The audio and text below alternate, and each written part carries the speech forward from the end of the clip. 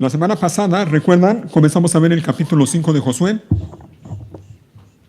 Nos quedamos allí con el pueblo de Israel ya del otro lado del río Jordán, ya oficialmente con sus pies en la tierra prometida, la tierra de Canaán, ya a unos, ¿qué decimos? Ya prácticamente, pues sin otra cosa que hacer más que empezar a conquistar la tierra y empezar a tomar posesión de ella. Pero había algo que tenían que hacer. Antes de empezar a conquistar la tierra y antes de empezar a tomar posesión de ella, el Señor les ordenó algo. Mire, durante esos 40 años que estuvieron dando vueltas, peregrinando, vagando en el desierto, durante esos 40 años, Israel, a causa de su rebeldía, a causa de su desobediencia hacia Dios, dejaron de obedecer a Dios y dejaron de hacer lo que el Señor les había mandado por medio de Moisés. Una de esas cosas era que, y de hecho fue desde que Dios hizo su pacto con Abraham, el Señor le dejó esta orden, este mandamiento, que todo varón debía ser circuncidado a la edad de 8 días de nacido. Durante los 40 años que Israel estuvo en el desierto, no llevaron a cabo esa responsabilidad, ese mandamiento de parte de Dios. De modo que toda esa generación que llegó a aquel lado del río, a la tierra de Canaán, no estaba circuncidada. De hecho, no sabían, no conocían lo que era la circuncisión. Y otra cosa que dejaron de hacer, y ahorita lo vamos a ver, es lo siguiente. Vamos leyendo entonces. Ya el pueblo de Israel está, repito, en tierra de Canaán, particularmente están en un lugar llamado Gilgal, a unos, que será más o menos de distancia, a unos 3 kilómetros de distancia estaban ya de Jerusalén, perdón, de Jericó, ahí me confundí, a 3 kilómetros más o menos de Jericó, estaban acampando allí, llevaban ya 4 días acampando desde que cruzaron el río, y entonces dice el capítulo 5, versículo 10. Mientras los israelitas acampaban en Gilgal, sobre la llanura de Jericó, y aquí viene lo siguiente que hicieron, ¿qué fue? Celebraron la Pascua al atardecer del día 14 del primer mes. Hasta ahí. De hecho, nada más vamos a estar basándonos en ese versículo 10. ¿Ok? Así que miren, si la semana pasada estuvimos hablando de circuncisión, hoy vamos a hablar, aquí ni saben de qué, de Pascua, de la Pascua. ¿Ah? La otra cosa que el pueblo de Israel dejó de hacer durante esos 40 años que estuvieron vagando en el desierto fue celebrar la Pascua.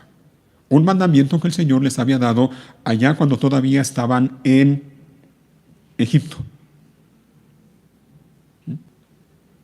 Así que ni se habían circuncidado ni habían celebrado la Pascua durante todo ese tiempo. Entonces estaban ya allí en Gilgal. Y es allí en Gilgal donde el Señor les manda por medio de Josué que se circunciden. Josué obedeció junto con todo el pueblo, fueron circuncidados y dice en el versículo 9 algo que el Señor le dijo a Josué.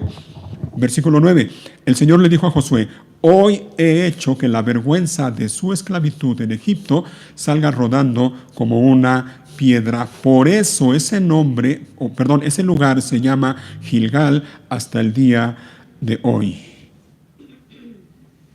El Señor le dice entonces al pueblo por medio de Josué: hoy he hecho esto, yo lo hice con ustedes. Hoy he hecho que la vergüenza de su esclavitud en Egipto salga rodando como una piedra. O como lo traduce la Reina Valera: hoy he quitado de vosotros el oprobio, es decir, la vergüenza de Egipto. Esa vergüenza que, como lo mencionábamos la semana pasada, esa vergüenza la habían llevado cargando durante todo ese tiempo, esos 40 años, imagínate, 40 años llevando sobre sus hombros esa vergüenza de que eran el pueblo de Dios y habían sido esclavos en Egipto, sirviendo a Faraón. La vergüenza de haberse rebelado en contra de Dios y haberle sido infiel a Dios. En ese día el Señor les dice: hoy yo lo he hecho. He quitado de vosotros el oprobio, la vergüenza de Egipto. Y dice la segunda parte del versículo 9, por eso ese lugar se llama Gilgal hasta el día de hoy. Esa palabra Gilgal, dicen los que saben, suena como otra palabra hebrea que es Galal. Y esa palabra Galal significa rodar. Por eso es que ese lugar se llama Gilgal. Ajá, y por eso es que la Nueva Traducción Viviente que estamos usando lo traduce de esa manera.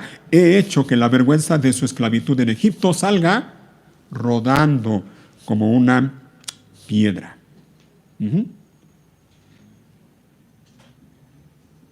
Así que Dios les quitó la vergüenza de la esclavitud de Egipto, la vergüenza de servir a Faraón allá en Egipto, y por eso Dios le ordenó a Josué lo que ya vimos la semana pasada: circuncídalos a esta segunda generación. ¿Para qué? ¿Para qué debía? La semana pasada vimos el por qué, pero una pregunta que podemos hacer es ¿para qué? ¿Para qué debían ser circuncidados? Bueno, entre otras cosas, para que Israel en general, como pueblo, como nación, supieran que su vergüenza había sido quitada.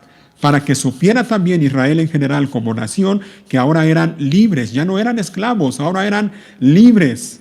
Para que supiera Israel también como nación que eran el pueblo de Dios, eran posesión de Dios, le pertenecían a Dios. Y para que supieran también que fue Dios quien había hecho eso. Es como si Dios les dijera, en otras palabras, así como ustedes ya quitaron el prepucio de su cuerpo, ahora yo he quitado el oprobio de ustedes, he quitado la vergüenza de su esclavitud en Egipto.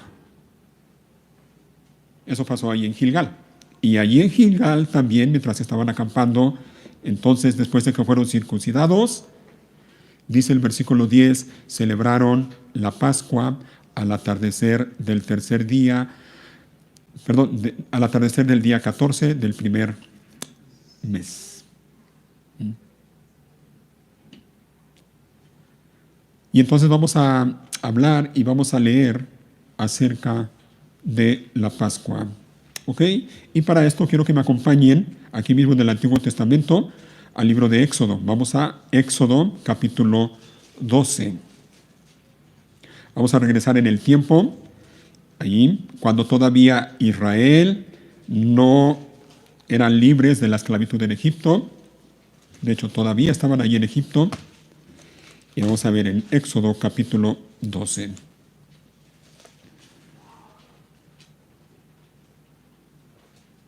Y dice en el versículo 1, mientras los israelitas acampaban estoy leyendo otro. Una disculpa. Versículo 12, ahora sí, de Éxodo.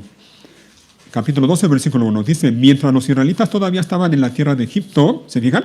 Todavía estaban en la tierra de Egipto, el Señor dio las siguientes instrucciones a Moisés y a Aarón. Y aquí viene, miren. Dice el versículo 2. A partir de ahora, este mes será el primer mes del año para ustedes. Anuncien a toda la comunidad de Israel que el 10º día de este mes, cada familia deberá seleccionar un cordero o un cabrito para hacer un sacrificio, un animal por cada casa. Hasta ahí por el momento.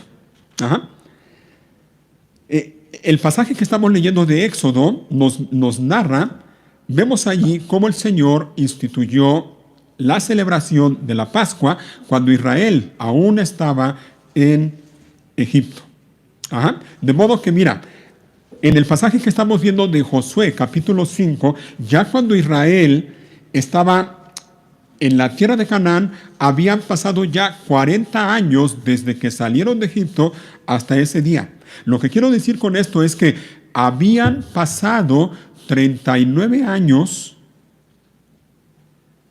de que Israel como nación no celebraba la Pascua. 39 años. La primera vez que la celebraron, la estamos leyendo aquí en Éxodo capítulo 12. La primera vez que la celebraron fue cuando salieron de Egipto. De hecho, fue antes de salir de Egipto. La segunda vez que la celebraron fue un año después, en el primer aniversario de su salida o de su liberación de Egipto. Y a partir de ahí ya no volvieron a celebrarla durante los 39 años que anduvieron en el desierto.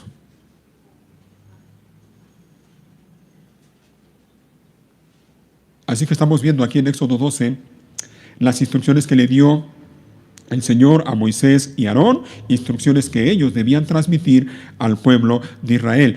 En ese día, aquel día, el Señor le dijo al pueblo de Israel por medio de Moisés y Aarón que debían preparar y comer una comida especial. De hecho, era una cena.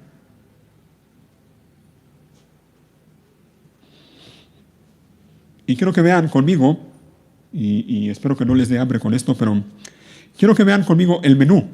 ¿Cuál era el menú que el Señor les dijo que debían preparar en ese día tan especial para ellos? De hecho, lo vimos ya parte en el versículo 3, pero vamos a volver a leerlo. Ajá. El menú consistía, el plato fuerte, si podemos llamarle así, era un cordero o un cabrito. Versículos 2 al 4. A partir de ahora, dice el Señor, este mes será el primer mes del año para ustedes. Versículo 3. Anuncien a toda la comunidad de Israel que el 10º día de este mes cada familia deberá seleccionar, ¿qué cosa? Un cordero o un cabrito para hacer un sacrificio, un animal por cada casa. Versículo 4. Si una familia es demasiado pequeña para comer el animal entero, lo compartirá con una familia vecina. Dividan el animal según el tamaño de cada familia y la cantidad que cada uno puede comer. Ahí está. Entonces, el plato fuerte de esa comida especial era un cordero o un cabrito, pero no cualquier cordero o no cualquier cabrito. Debía tener algunas especificaciones, algunas características bien claras. Versículo 5. El animal seleccionado deberá ser un macho, oigan, un macho de oveja o de cabra de un año y que no tenga ningún defecto. ¿Se fijan? Ahí está entonces el plato fuerte. Un macho de una oveja o de una cabra de un año de edad que no tenga ningún defecto.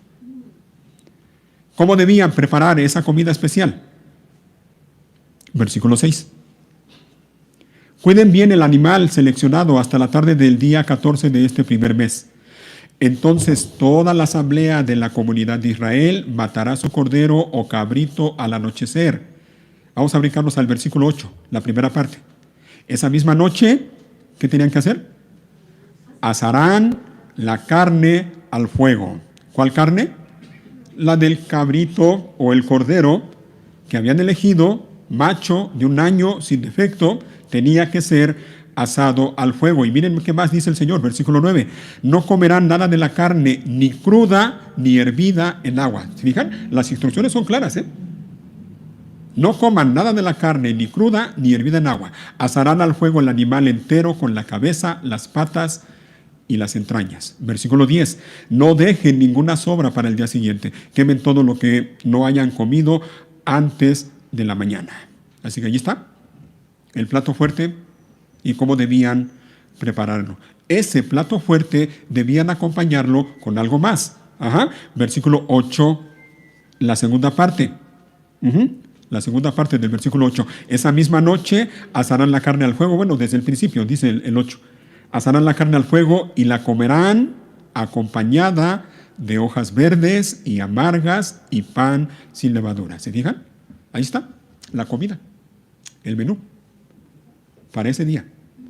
Un cordero asado al fuego, no crudo, no hervido con agua, que debían comerlo acompañándolo de hojas verdes y amargas y pan sin levadura. ¿Y cómo debían comer esa comida especial? Vamos a verlo. Versículo 11. Estas son las instrucciones para cuando coman esa comida. Aquí viene, miren. Estén totalmente vestidos. Lleven puestas las sandalias y tengan su bastón en la mano. Coman deprisa, porque es la Pascua del Señor. Y aquí aparece entonces la palabra de la que estamos hablando, el tema de lo que estamos hablando, la Pascua del Señor. Así el Señor les dio instrucciones. Cómanlo de esa manera, totalmente vestidos, lleven puestas sus sandalias y tengan su bastón en la mano. Cómanlo deprisa, porque esto es la Pascua del Señor. En un momento vamos a mencionar qué es lo que significa esa palabra de Pascua. ¿Sale? Así que ya vimos el menú, ya vimos cómo debía ser preparado, con qué lo debían acompañarlo, cómo debían comerlo. Siguiente pregunta, ¿cada cuánto y hasta cuándo debían celebrar esta ceremonia? Bueno, versículo 14 dice, este será un día para recordar.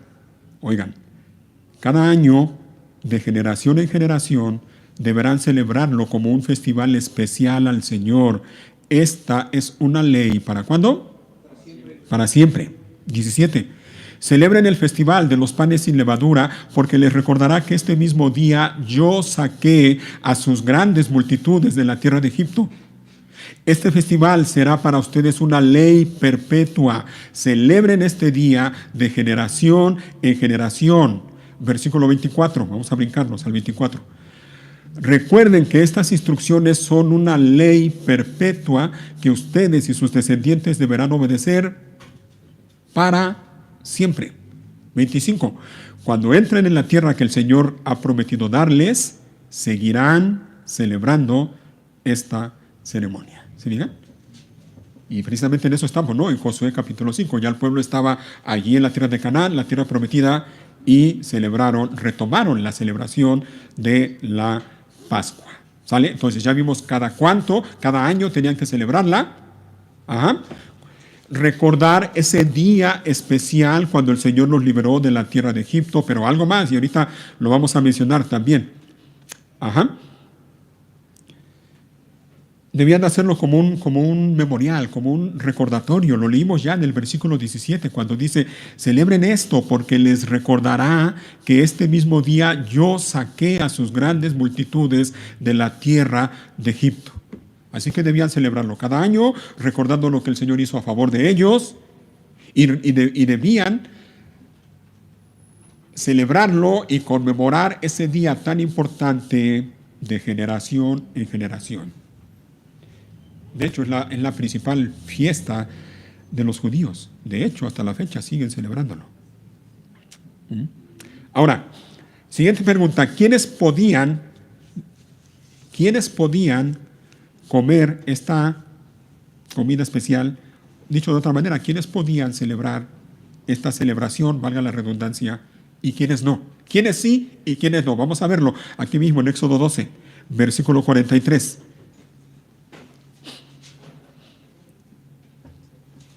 Dice así, luego el Señor les dijo a Moisés y Aarón, estas son las instrucciones para el festival de la Pascua. Oigan, ninguna persona extranjera podrá comer la cena de la Pascua. 44. Pero cualquier esclavo que haya sido comprado podrá comerla si está circuncidado. 45. Los residentes temporales y los jornaleros tampoco podrán comerla. 47.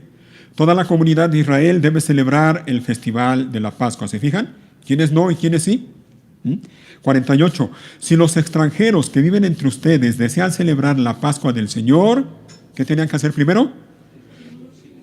Que primero se circunciden todos sus varones. Solo entonces podrán celebrar la Pascua con ustedes como cualquier israelita de nacimiento. Pero un varón incircunciso jamás comerá la cena de la Pascua. 49. Esta instrucción se aplica a todos, tanto a israelitas de nacimiento como a extranjeros que vivan entre ustedes. 50. Entonces todo el pueblo de Israel cumplió todos los mandatos del Señor que les dio a Moisés y a Aarón. Ese mismo día, oigan, el Señor sacó de Egipto al pueblo de Israel como un ejército. Ya vimos entonces quiénes podían, quiénes no podían. Siguiente pregunta. ¿Por qué debían celebrarla? ¿Por qué debían celebrar la Pascua? Bueno, en primer lugar, obvio, ¿no? El Señor se los estaba mandando. Era una orden, un mandamiento del Señor. Pero debían celebrarla, y creo que ya lo leímos, pero el versículo 14, la primera parte de ese versículo, dice, este será un día para recordar. Por eso debían celebrar la Pascua. Este será un día para recordar, y la manera de recordarlo era celebrando año tras año lo que el Señor hizo por ellos y comiendo año tras año en ese día la comida de la que ya leímos y hablamos, año tras año. Entonces dice, este será un día para recordar. Y la pregunta entonces siguiente es, ¿por qué?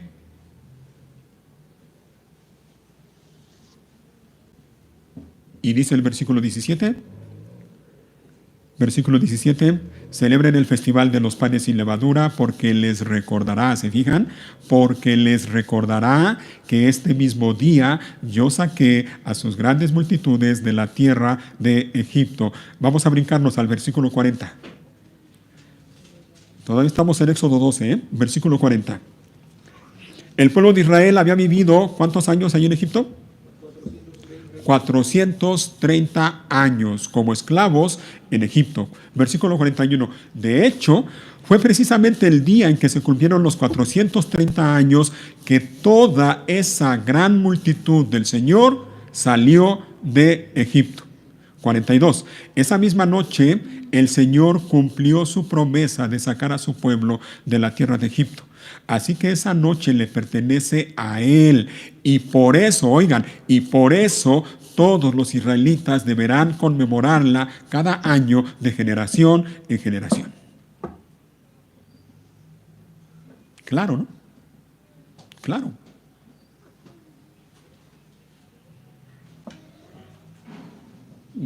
Vamos a ver ahora el propósito de la Pascua, o podríamos decir también el simbolismo, significado de la Pascua. Miren, aquella comida de la que ya leímos y hablamos,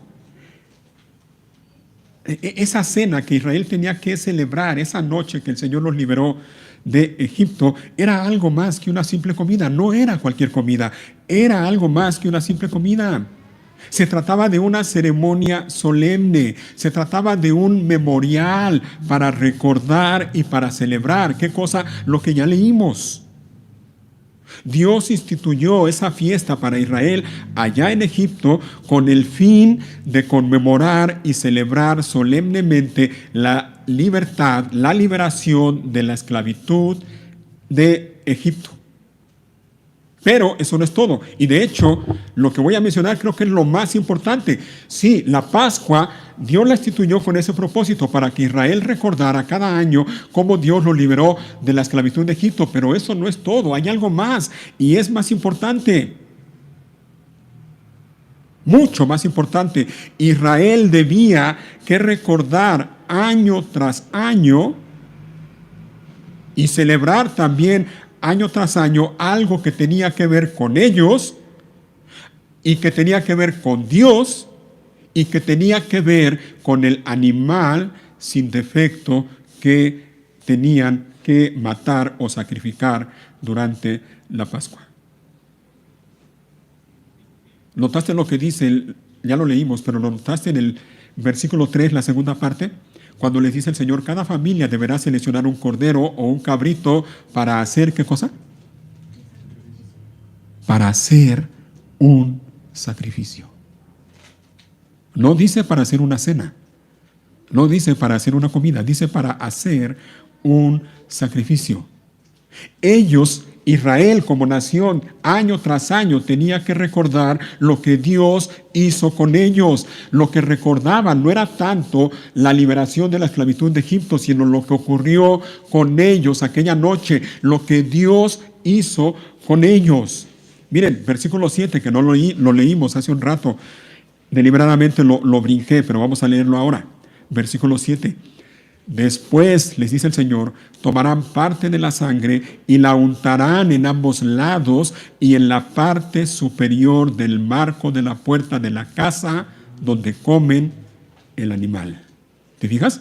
El animal macho de un año sin defecto debía ser muerto, sacrificado, con parte de la sangre que salía del animal tenían que tomar una rama de hierbas, de hisopo, y marcar los postes de la casa donde comían el animal junto con el travesaño de la puerta.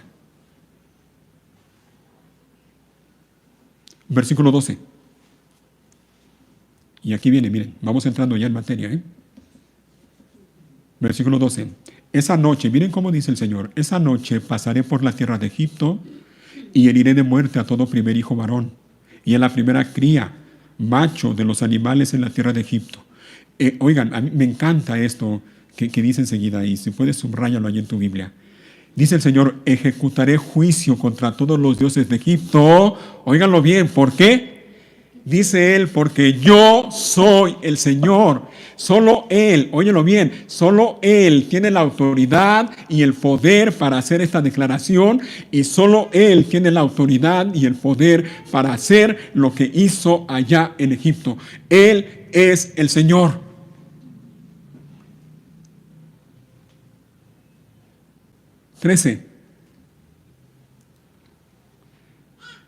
Pero la sangre sobre los marcos de las puertas, oigan, ¿se fijaron lo que dijo el Señor que iba a hacer?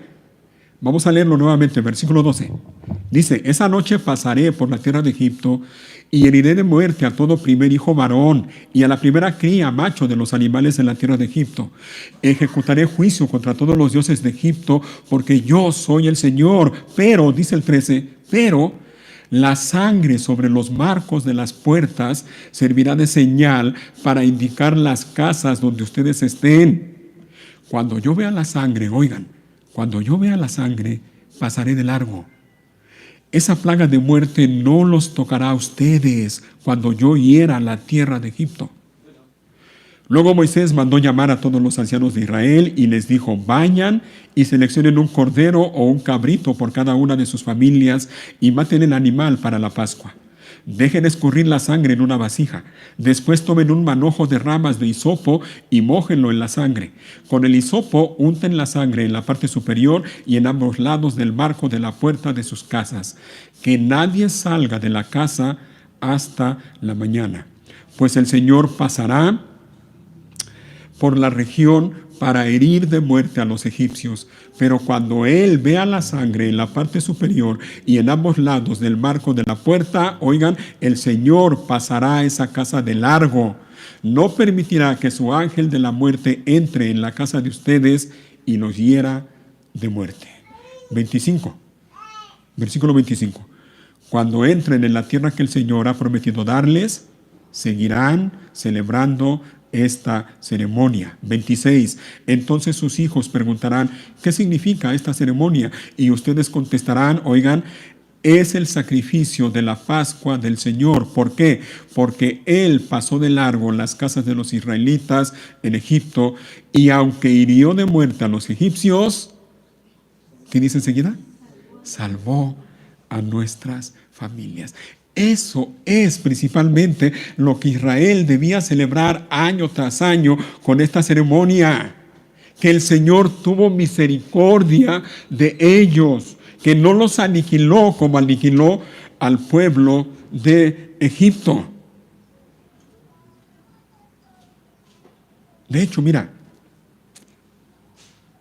¿lo notaste? ¿Te diste cuenta? Déjame ver, 1, 2, 3, 4, 5. En 5 ocasiones se repite algo. Y tiene que ver con el significado de la palabra Pascua. ¿Sabes lo que significa la palabra Pascua? La palabra Pascua, dicen también los que saben, se deriva de un término hebreo. Ese término hebreo es el término Pesach. Creo que lo mencioné bien, si no, una disculpa. Pesach. ¿Y saben lo que significa esa palabra hebrea? Ya lo leímos. Significa pasar de, pasar de. Lo leímos más de una vez, versículo 12. Dice el Señor, esa noche, ¿qué? Pasaré por la tierra de Egipto. Versículo 13.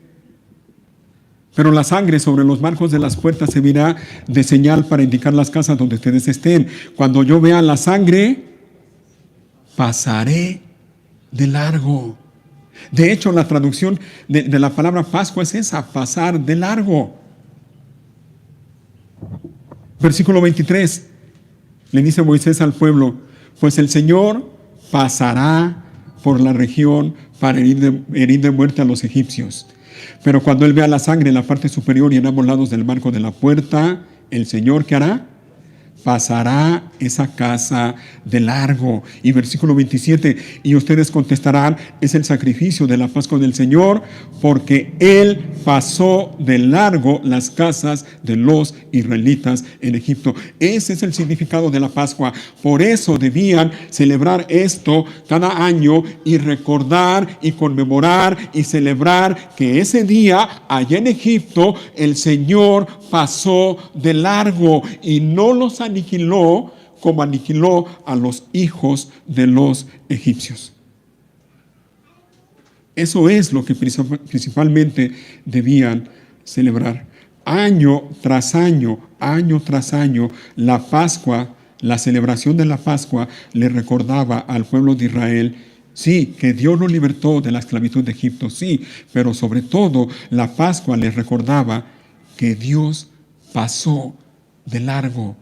Dios tuvo misericordia de ellos y pasó de largo y les perdonó la vida. Les perdonó la vida. Ahora, pregunta, ¿por qué les perdonó la vida? ¿Porque eran buenos? ¿Porque ellos merecían vivir y los egipcios merecían morir? No, no, óyelo bien. Dios perdonó a los israelitas no porque fueran buenos, no porque ellos merecieran vivir. De hecho, el pueblo de Israel merecía morir igual que el pueblo de Egipto. Ellos merecían morir también. Ellos habían desobedecido a Dios. Ellos se habían rebelado contra Dios. Ellos habían roto el pacto con Dios.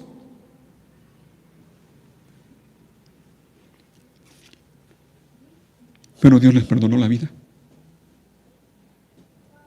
Dios les perdonó la vida. No los aniquiló. Dios, lleno de gracia, lleno de misericordia,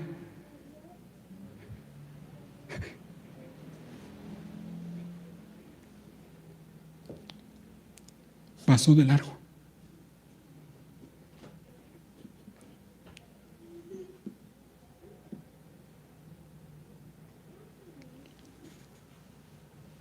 Pasó de largo. ¿Y sabes por qué el Señor pasó de largo?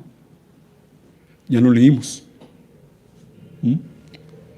Dios pasó de largo y les perdonó la vida, no porque ellos fueran buenos. Dios pasó de largo y no los aniquiló porque estaban cubiertos por la sangre de aquel cordero que había sido sacrificado.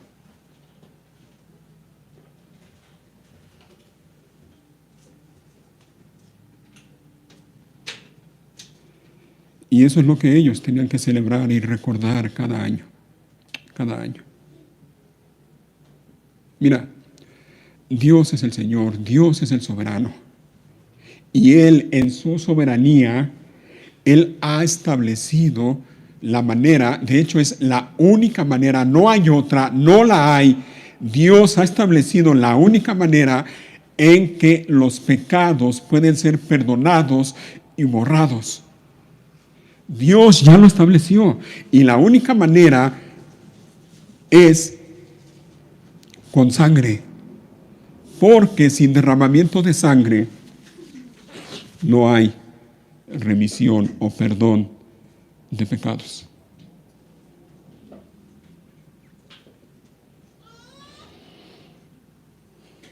El pueblo de Israel debía recordar y celebrar esto cada año, la Pascua, cuando el Señor pasó de largo y tuvo misericordia y compasión de ellos y no los aniquiló. Lamentablemente, con el paso del tiempo, Israel fue infiel para con Dios una y otra vez. Se rebeló en contra de Dios una y otra vez. Rompieron el pacto con Dios una y otra vez.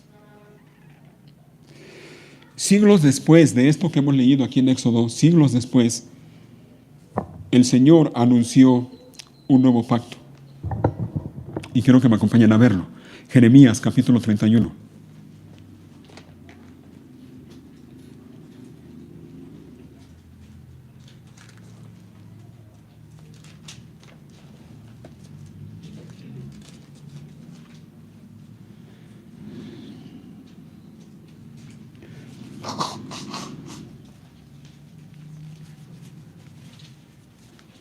Jeremías 31, versículo 31.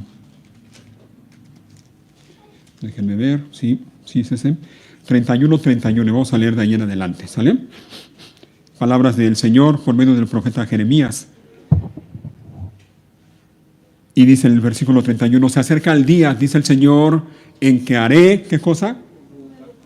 Un nuevo pacto con el pueblo de Israel y de Judá. Este pacto no será como el que hice con sus antepasados cuando los tomé de la mano y los saqué de la tierra de Egipto. Ellos rompieron ese pacto, ¿te fijas? Ellos rompieron ese pacto a pesar de que los amé como un hombre ama a su esposa, dice el Señor. Pero este es el nuevo pacto que haré con el pueblo de Israel después de esos días, dice el Señor. Pondré mis instrucciones en lo más profundo de ellos y las escribiré en su corazón. Yo seré su Dios y ellos serán mi pueblo.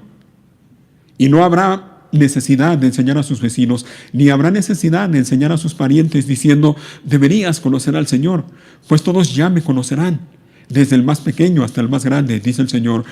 Oigan, perdonaré sus maldades y nunca más me acordaré de sus pecados. Perdonaré sus maldades y nunca más me acordaré de sus pecados. Ese nuevo pacto se cumplió. El Señor llevó a cabo su promesa y ese nuevo pacto se cumplió, se ha cumplido. Y ese pacto, ese nuevo pacto del que hemos leído aquí en este pasaje, ahora es una realidad en Cristo Jesús. Vamos al Nuevo Testamento, que por cierto, Nuevo Testamento, ¿saben qué significa? Nuevo pacto. En la carta a los Hebreos, Hebreos capítulo 7, y aquí quiero que pongan atención, yo no quiero ya hablar mucho, quiero que juntos, ustedes conmigo, veamos lo que la palabra de Dios dice. Voy a estar leyendo en voz alta, pero ustedes sigan ahí la lectura, por favor, ahí en sus Biblias. Ajá. Hebreos capítulo 7, vamos a leer a partir del versículo 15. El autor de la carta a los Hebreos está hablando aquí ya de Jesús de Nazaret, y de su superioridad sobre todas las cosas. En el capítulo 7 habla de que Jesús incluso es superior a Abraham, incluso es superior a cualquier sumo sacerdote, y dice que es como Melquisedec. Versículo 15. Dice así, este cambio resulta aún más evidente, ya que ha surgido un sacerdote diferente, quien es como Melquisedec. Está hablando de Jesús, 16.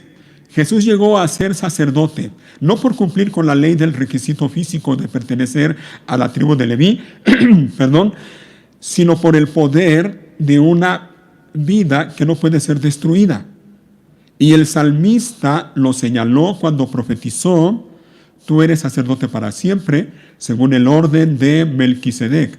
Así que el antiguo requisito del sacerdocio quedó anulado por ser débil e inútil, pues la ley nunca perfeccionó nada.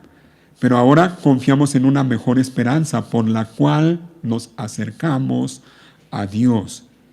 Este nuevo sistema se estableció mediante un juramento solemne. ¿Se fijan?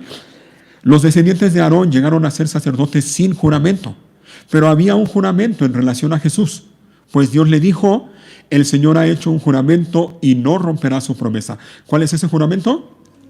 Tú eres sacerdote para siempre. 22. Debido a ese juramento, Jesús es quien garantiza, ¿qué cosa? Este mejor pacto con Dios. 23. Hubo muchos sacerdotes bajo el sistema antiguo, porque la muerte les impedía continuar con sus funciones. Pero dado que Jesús vive para siempre, su sacerdocio dura para siempre. Por eso puede salvar una vez y para siempre a los que vienen a Dios por medio de Él, quien vive para siempre, a fin de interceder con Dios a favor de ellos. Él es la clase de sumo sacerdote que necesitamos, porque es santo y no tiene culpa ni mancha de pecado. Él ha sido apartado de los pecadores y se le ha dado el lugar de más alto honor en el cielo. A diferencia de los demás sumos sacerdotes, no tiene necesidad de ofrecer sacrificios cada día. Ellos lo ofrecen primero por sus propios pecados y luego por los del pueblo. Sin embargo, Jesús lo hizo una vez y para siempre cuando se ofreció a sí mismo como sacrificio por los pecados del pueblo. La ley nombra a sumos sacerdotes que están limitados por debilidades humanas, pero después de que la ley fue entregada, Dios nombró a su Hijo mediante un juramento, y su Hijo ha sido hecho, oigan, el perfecto sumo sacerdote para siempre. 8. El punto principal es el siguiente. Tenemos un sumo sacerdote quien se sentó en el lugar de honor a la derecha del trono del Dios majestuoso en el cielo. Allí sirve como ministro en el tabernáculo del cielo, el verdadero lugar de adoración construido por el Señor y no por manos humanas. Ya que es deber de todo sumo sacerdote presentar ofrendas y sacrificios, nuestro sumo sacerdote también tiene que presentar una ofrenda. Si estuviera aquí en la tierra, ni siquiera sería sacerdote, porque ya hay sacerdotes que presentan las ofrendas que exige la ley. Ellos sirven dentro de un sistema de adoración que es solo una copia, una sombra del verdadero que está en el cielo. Pues cuando Moisés estaba por construir el tabernáculo, Dios le advirtió lo siguiente: asegúrate de hacer todo según el modelo que te mostré aquí en la montaña. Pero ahora, pongan atención a lo que viene. Dice, pero ahora a Jesús, nuestro sumo sacerdote, se le ha dado un ministerio que es muy superior al sacerdocio antiguo, porque Él es mediador a nuestro favor de un mejor pacto con Dios basado en promesas mejores. Si el primer pacto no hubiera tenido defectos, pausa ahí, oye lo que dice, ¿eh? Si el primer pacto no hubiera tenido defectos, ¿entienden lo que eso implica? El primer pacto tenía defectos. Ojo, los defectos no estaban en el pacto en sí mismo, ni siquiera en Dios, obviamente. Vamos a seguir leyendo y creo que va a quedar más claro. 7, nuevamente. Si el primer pacto no hubiera tenido defectos, no habría sido necesario reemplazarlo con un segundo pacto. Pero cuando Dios, oigan, encontró defectos, ¿en dónde? En el pueblo, allí estaba el pecado, los defectos. Cuando Dios encontró defectos en el pueblo, dijo, oigan, esto les va a sonar familiar, conocido. Se acerca el día, dice el Señor, en que haré un nuevo pacto con el pueblo de Israel y de Judá. Este pacto no será como el que hice con sus antepasados cuando los tomé de la mano y los saqué de la tierra de Egipto. Ellos no permanecieron fieles a mi pacto, por eso les di la espalda, dice el Señor. Pero este es el nuevo pacto que haré con el pueblo de Israel en ese día, dice el Señor. Pondré mis leyes en su mente y las escribiré en su corazón. Yo seré su Dios y ellos serán mi pueblo. Y no habrá necesidad de enseñar a sus vecinos, ni habrá necesidad de enseñar a sus parientes, diciendo, deberías conocer al Señor, pues todos ya me conocerán, desde el más pequeño hasta el más grande. Perdonaré sus maldades y nunca más me acordaré de sus pecados. ¿Te suena conocido? ¿En dónde lo leímos? Jeremías capítulo 31, versículo 13. Cuando Dios habla de un nuevo pacto, quiere decir que ha hecho obsoleto al primero, el cual ha caducado y pronto desaparecerá.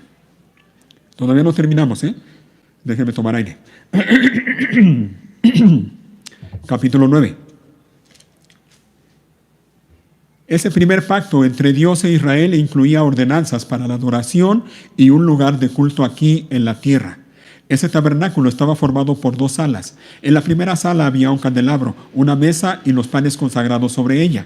Esta sala se llamaba lugar santo. Luego había una cortina detrás de la cual se encontraba la segunda sala, llamada lugar santísimo. En esa sala había un altar de oro para el incienso y un cofre de madera conocido como el arca del pacto, el cual estaba totalmente cubierto de oro. Dentro del arca había un recipiente de oro que contenía el maná, la vara de Aarón a la que le habían salido hojas y las tablas del pacto que eran de piedra. Por encima del arca estaban los querubines de la gloria divina, cuyas alas se extendían sobre la tapa del arca, es decir, el lugar de la expiación. Pero ahora no podemos explicar estas cosas en detalle. Cuando estos elementos estaban en su lugar, los sacerdotes entraban con regularidad en la primera sala durante el cumplimiento de sus deberes religiosos. Pero solo el sumo sacerdote entraba en el lugar santísimo y lo hacía una sola vez al año. Y siempre ofrecía sangre por sus propios pecados y por los pecados que el pueblo cometía por ignorancia. Mediante esas ordenanzas, el Espíritu Santo daba a entender que la entrada al lugar santísimo no estaba abierta a todos en tanto siguiera en pie el tabernáculo y el sistema que representaba. Esta es una ilustración, es una ilustración que apunta al tiempo presente, pues las ofrendas y los sacrificios que ofrecen los sacerdotes no pueden limpiar la conciencia de las personas que los traen. Versículo 10. Pues ese sistema antiguo solo consiste en alimentos, bebidas y diversas ceremonias de purificación, es decir, ordenanzas externas que permanecieron vigentes solo hasta que se estableció un sistema mejor. Entonces, Cristo ahora ha llegado a ser el sumo sacerdote por sobre todas las cosas buenas que han venido. Él entró en ese tabernáculo superior y más perfecto que está en el cielo, el cual no fue hecho por manos humanas ni forma parte del mundo creado. Con su propia sangre, con su propia sangre, no con la sangre de cabras ni de becerros, entró en el lugar santísimo una sola vez y para siempre y aseguró nuestra redención eterna. Bajo el sistema antiguo, la sangre de cabras y toros y las cenizas de una novilla podían limpiar el cuerpo de las personas que estaban ceremonialmente impuras. Imagínense cuánto más la sangre de Cristo nos purificará la conciencia de acciones pecaminosas para que adoremos al Dios viviente. Pues por el poder del Espíritu Eterno, Cristo se ofreció a sí mismo a Dios como sacrificio perfecto por nuestros pecados.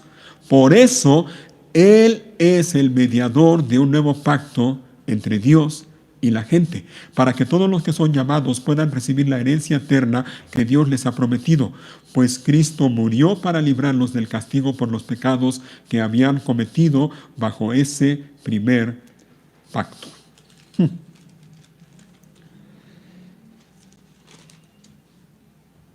Déjenme continuar con la lectura.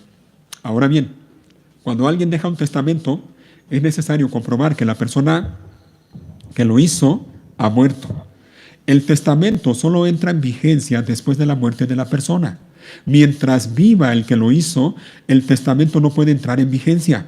Por eso, aún el pacto fue puesto en vigencia con la sangre de un animal.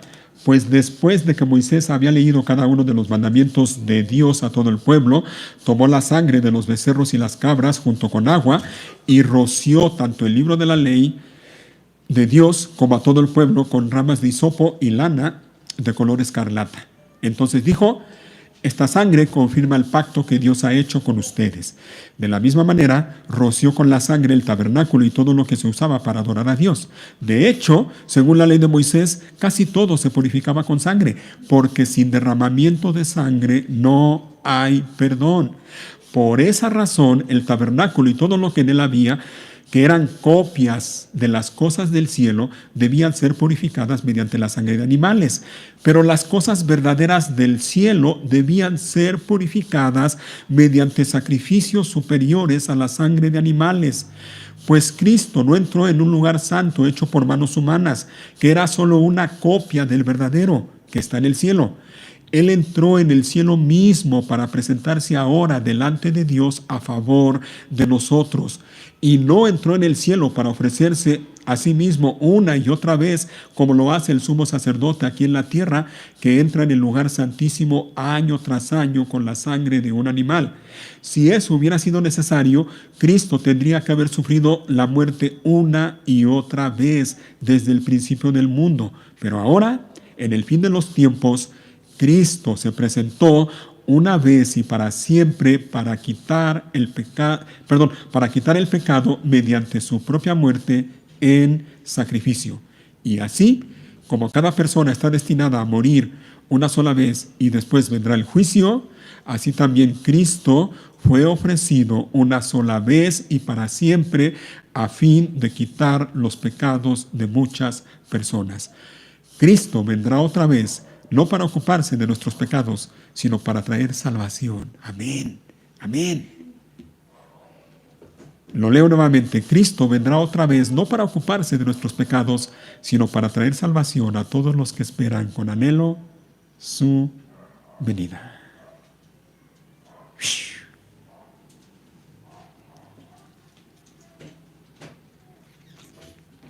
Excúsenme, perdónenme, pero voy a seguir leyendo. Capítulo 10. El sistema antiguo bajo la ley de Moisés era solo una sombra, un tenue anticipo de las cosas buenas por venir, no las cosas buenas en sí mismas. ¿Entienden lo que dice? Todo lo que leemos en la ley de Moisés era solo, como dice aquí, un anticipo de las cosas buenas por venir, una sombra. No eran las cosas buenas en sí mismas. Todas esas cosas apuntaban a algo, a Cristo, a su sacrificio, a lo que Él hizo por nosotros. Bajo aquel sistema se repetían los sacrificios una y otra vez, año tras año, pero nunca pudieron limpiar por completo a quienes venían a adorar. Si los sacrificios hubieran podido limpiar por completo, entonces habrían dejado de ofrecerlos, porque los adoradores se habían purificado una sola vez y para siempre y habrían desaparecido los sentimientos de culpa. Pero en realidad esos sacrificios les recordaban sus pecados año tras año, pues no es posible que la sangre de los toros y las cabras quiten los pecados. Por eso, cuando Cristo vino al mundo, le dijo a Dios: no quisiste sacrificios de animales ni ofrendas por el pecado, pero me has dado un cuerpo para ofrecer. No te agradaron las ofrendas quemadas, ni otras ofrendas por el pecado. Luego dije: aquí estoy, oh Dios, he venido a hacer tu voluntad, como está escrito acerca de mí en las Escrituras. Primero, Cristo dijo: no quisiste sacrificio de animales, ni ofrendas por el pecado, ni ofrendas quemadas, ni otras ofrendas por el pecado. Tampoco te agradaron todas esas ofrendas, aun cuando la ley de Moisés las exige. Luego dijo: aquí estoy, he venido a hacer tu voluntad. Y vean lo que dice enseguida. Él, es decir, Cristo, Jesús, Él anula el primer pacto para que el segundo entre en vigencia. Pues la voluntad de Dios fue que el sacrificio del cuerpo de Jesucristo nos hiciera santos una vez y para siempre. Bajo el antiguo pacto, el sacerdote ofrecía de pie delante del altar día tras día, ofreciendo los mismos sacrificios una y otra vez, los cuales nunca pueden quitar los pecados. Pero nuestro sumo sacerdote se ofreció a sí mismo a Dios como un solo sacrificio por los pecados, válido para siempre. Luego se sentó en el lugar de honor a la derecha de Dios. Allí espera hasta que sus enemigos sean humillados y puestos por debajo de sus pies. Pues mediante esa única ofrenda, Él perfeccionó para siempre a los que está haciendo santos. El Espíritu Santo también da testimonio de que es verdad. Pues dice: este es el nuevo pacto que haré con mi pueblo aquel día, dice el Señor. Pondré mis leyes en su corazón y las escribiré en su mente. Después dice: nunca más me acordaré de sus pecados y sus transgresiones. Y oigan, y con esto termino la lectura de Hebreos, versículo 18.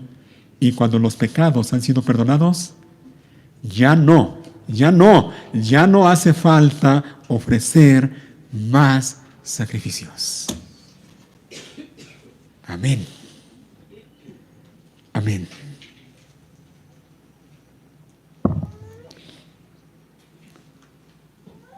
Todas esas cosas que leemos en el Antiguo Testamento, en Éxodo, Levítico, todas esas cosas apuntaban a Cristo Jesús. Y todo se cumplió en Él, en Cristo Jesús. Miren lo que dice el apóstol Pablo, ahí en la primera carta a los Corintios, capítulo 5.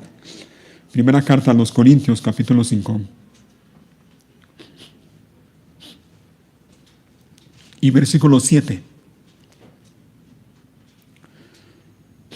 Primero a los Corintios, capítulo 5, 7, dice ese versículo: desháganse de la vieja levadura, quitando a ese perverso entre ustedes. Y ustedes saben lo que habla este pasaje, está hablando de ese caso de inmoralidad juzgado allá en la iglesia de Corinto, ¿recuerdan? No lo vamos a mencionar. Pero bueno, dice el apóstol Pablo: desháganse de la vieja levadura, quitando a ese perverso de entre ustedes. Entonces serán como una nueva masa preparada sin levadura, que es lo que realmente son. Y oigan lo que dice enseguida: Cristo, nuestro Cordero Pascual, ha sido sacrificado por nosotros. Por lo tanto, oigan, celebremos el festival. ¿Y cuál festival crees que menciona aquí el apóstol Pablo? La Pascua. No con el viejo pan de perversidad y maldad, sino con el nuevo pan de sinceridad y verdad. ¿Se fijan? Dice Pablo claramente: Cristo, nuestro Cordero Pascual, ha sido sacrificado por nosotros. Así como Israel, cada familia tenía que buscar un animal, un cordero, un cabrito, y hacerlo, prepararlo, como Dios les había dicho. Hermanos, Dios a ti y a mí nos ha provisto del Cordero perfecto, sin defecto, que fue sacrificado por nuestro pecado, por nuestra maldad.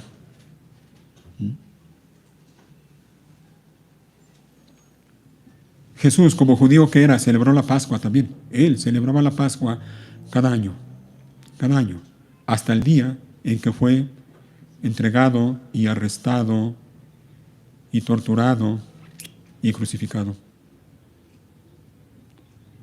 Pero la noche que fue entregado, esa noche en que Jesús fue entregado, Él celebró la Pascua con sus discípulos, ¿lo recuerdan? Allá en el aposento alto. Y esa noche, aquella noche, en el aposento alto, junto con sus discípulos, con los apóstoles, Jesús convirtió la Pascua en una conmemoración nueva. Aquella noche, allá en el aposento alto, junto con sus apóstoles, Jesús instituyó lo que ahora nosotros conocemos como la Cena del Señor. Óyelo bien, la Pascua para nosotros ahora, hoy, es la celebración de la Cena del Señor.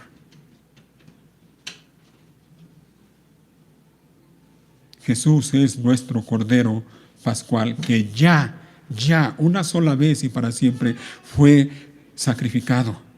Su sacrificio fue perfecto, único e irrepetible. Ya no hace falta hacer más sacrificios, ya no.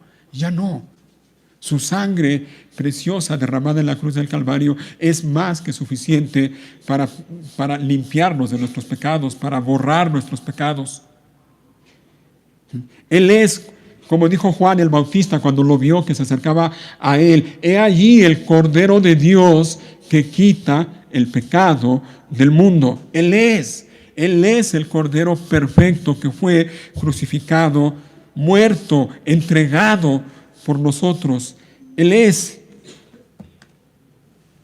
Isaías 52: miren, mi siervo prosperará, será muy exaltado. Pero muchos quedaron asombrados cuando lo vieron. Tenía el rostro tan desfigurado que apenas parecía un ser humano, y por su aspecto no se veía como un hombre. Y él alarmará a muchas naciones. Los reyes quedarán mudos ante él. Verán lo que no se les había contado. Entenderán lo que no habían oído hablar.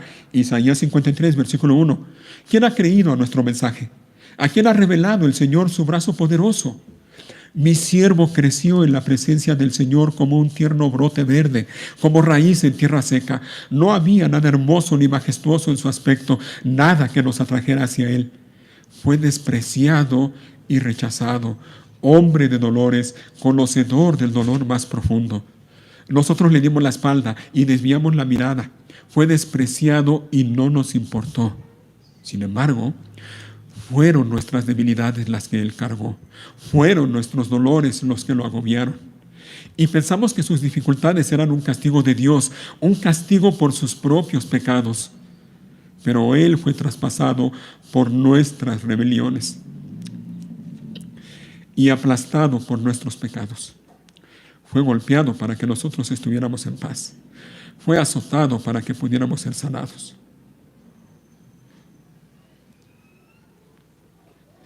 Todos nosotros nos hemos extraviado como ovejas.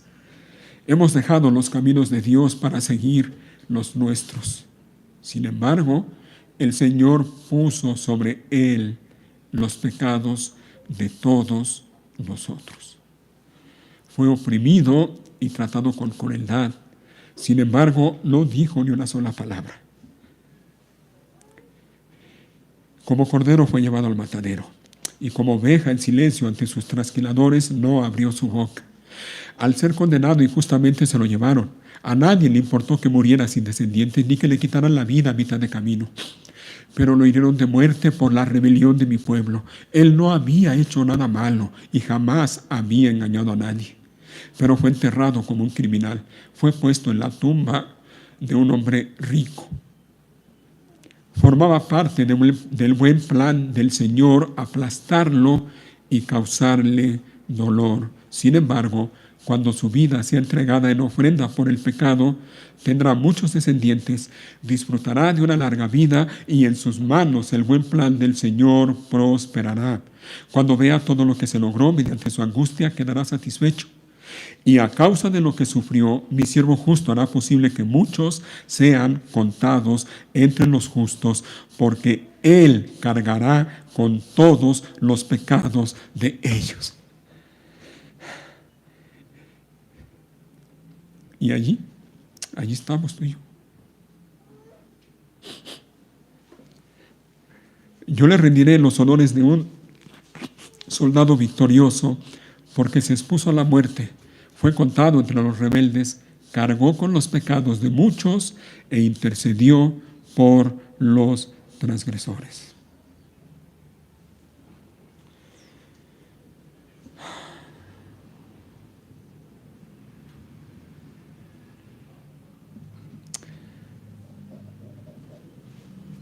Ahora nosotros ya no tenemos que llevar a cabo todos esos rituales y ritos y ofrendas y sacrificios de los que leemos en el Antiguo Testamento. Ya todo fue cumplido en Cristo Jesús. Repito, su sacrificio fue perfecto, único e irrepetible. Pero nosotros también somos llamados a recordar y conmemorar y celebrar lo que Dios ha hecho por nosotros. En un sentido, nosotros también tenemos que celebrar la Pascua. Ojo, repito, en un sentido. También tenemos que celebrar tú y yo que un día el Señor por gracia, por misericordia, pasó de largo. Pasó de largo.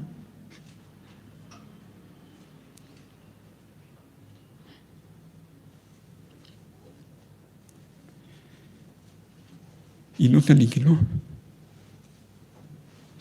No nos aniquiló.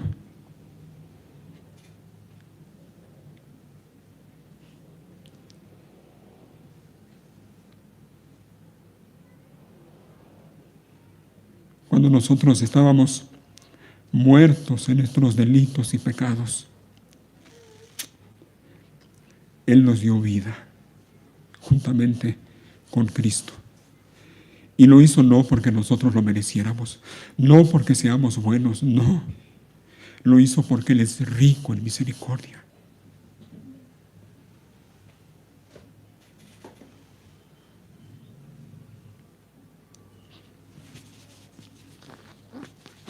Es eso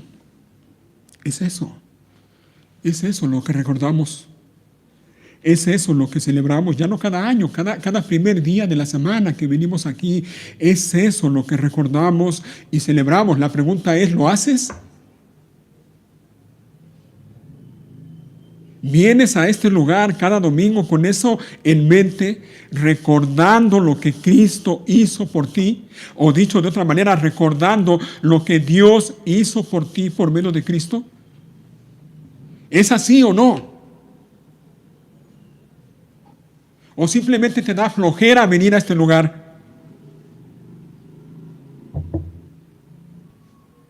O cuando tienes la oportunidad aprovechas para ir a otro lado y hacer otras cosas, pero no para estar aquí, recordando y celebrando lo que Dios ha hecho por ti. Él pasó de largo, Él pasó de largo, tuvo misericordia de ti, tuvo compasión de ti. Tú no lo mereces, no lo mereces, ni tú ni yo. Pero Él tuvo misericordia de ti. Y tuvo misericordia de ti cuando tú, por fe, corriste a los pies de Cristo y clamaste a Él y te amparaste a Él.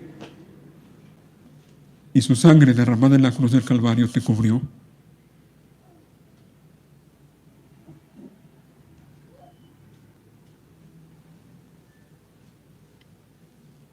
Ahora nosotros somos llamados y tenemos esta ordenanza, ustedes lo saben.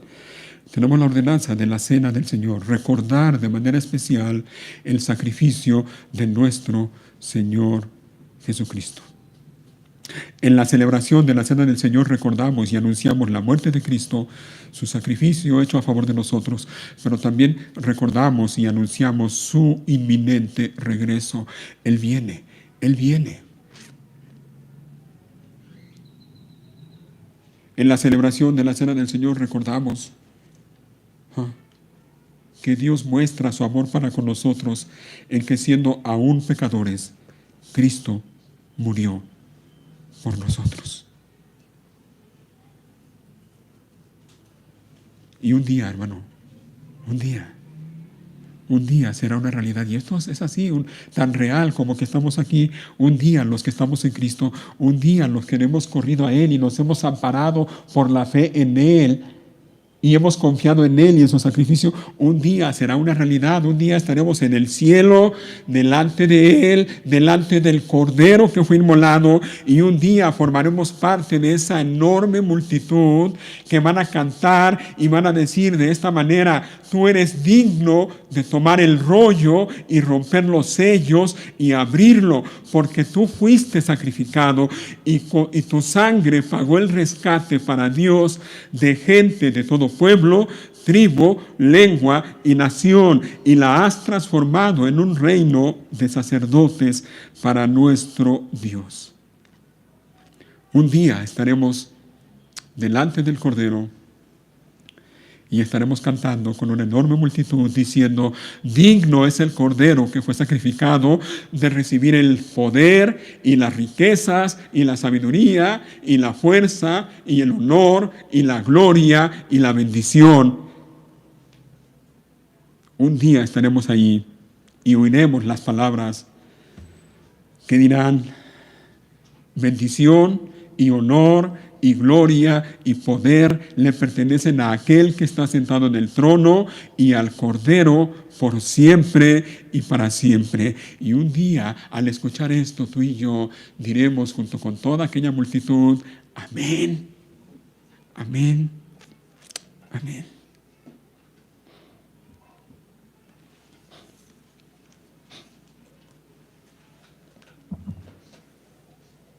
No desprecies esto. No lo olvides. Cada semana que estamos aquí, cada domingo que estamos aquí, recordamos, conmemoramos, celebramos a nuestro bendito Señor y Salvador, Cristo Jesús. No lo menosprecies. No lo menosprecies. Y cuando nos corresponda celebrar la cena del Señor, tampoco lo menosprecies. Haz todo lo necesario para estar aquí, estar a tiempo y conmemorar junto con tus hermanos a nuestro bendito Señor y Salvador, Cristo Jesús.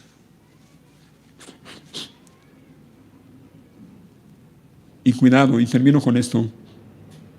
Cuidado. ¿Recuerdan lo que leímos en Éxodo 12? ¿quiénes podían celebrar la Pascua y quiénes no podían celebrar la Pascua? Ese mandamiento era para el pueblo de Israel en particular, solo israelitas, extranjeros no, a menos que estuvieran circuncidados, a menos que se identificaran como parte del pueblo de Israel por medio de la circuncisión.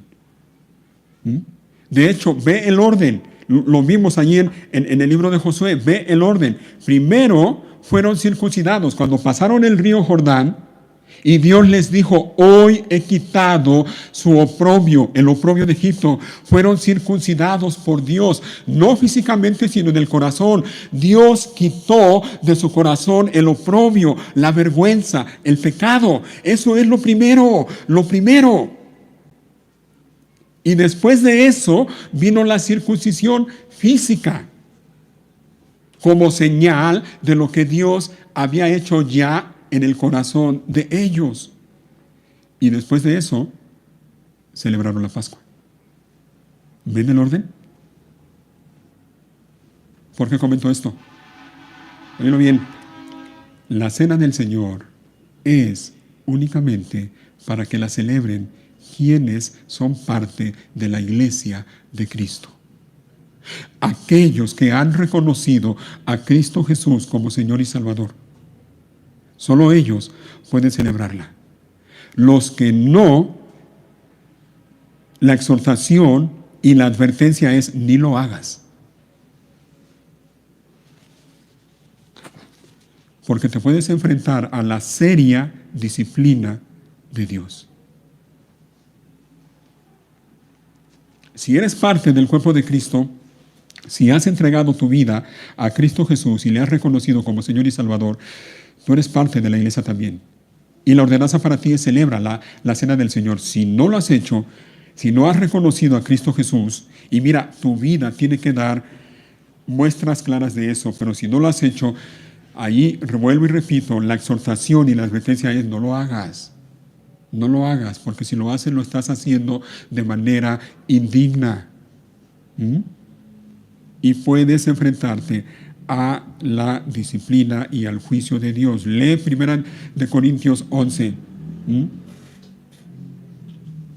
Pero para quienes estamos en Cristo, cada día, no cada primer día de la semana, cada día de nuestras vidas, hemos de vivir recordando, celebrando a nuestro bendito Señor y Salvador Cristo Jesús, y dándole gracias a Dios el Padre, porque Él no estimó ni a su propio Hijo, sino que lo entregó por todos nosotros. Cada día hemos de vivir recordando y celebrando que el Señor pasó de largo. Cuando tú y yo éramos merecedores del castigo eterno, cuando tú y yo merecíamos morir a causa de nuestros pecados, Dios, por pura gracia y misericordia, pasó de largo y no nos aniquiló y nos dio vida juntamente con Cristo. A Dios sea la gloria por siempre y para siempre. Pónganse de pie.